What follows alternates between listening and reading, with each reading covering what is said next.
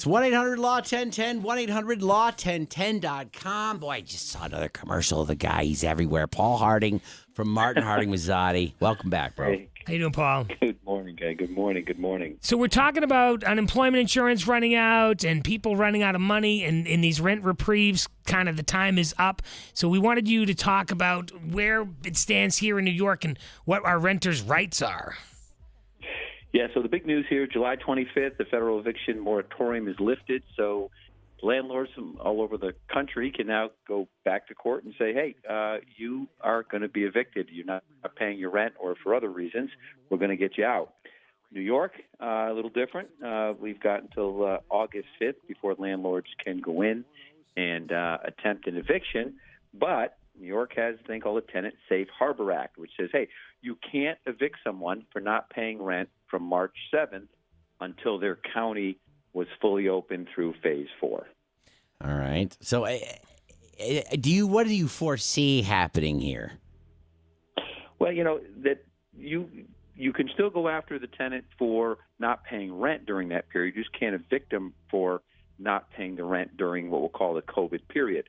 You've got tenants that you want out probably for lots of reasons, right? There's just tenants that have not been good tenants, for multiple reasons. So the eviction is going to start. But we've also, the flip side is the courts are open, but the courts are not open in the traditional sense, right? There's no jury trials here in New York yet.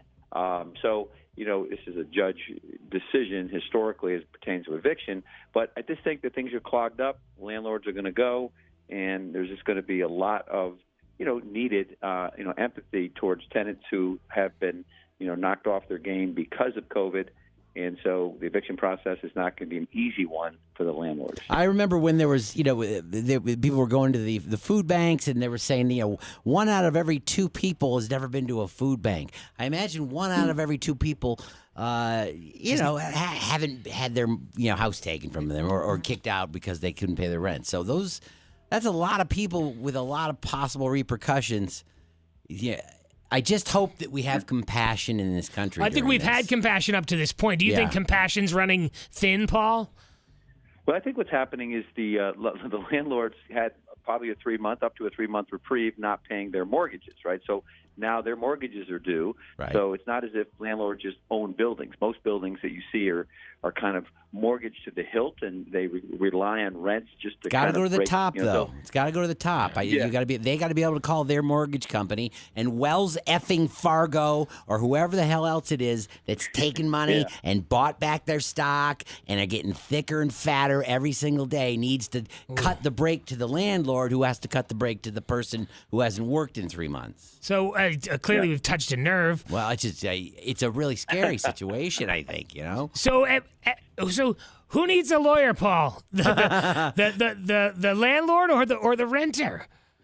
Yeah, so probably both, right? You don't need a lawyer. Either do not technically need a lawyer, but again, you're going to be in court, but don't have money to pay rent. Probably don't have money to pay a lawyer, right? So it's a situation where most of these tenants will appear in court unrepresented. The judges recognize a pro se litigant and really give them all the benefits of someone who would be confused in a court of law. So I think ultimately we're not going to see a ton of lawyers representing tenants, and I do think that the larger the complex, the more likely that there will be a lawyer. Say that again, though. Sorry, I know you have to say it, but say that again so people understand that.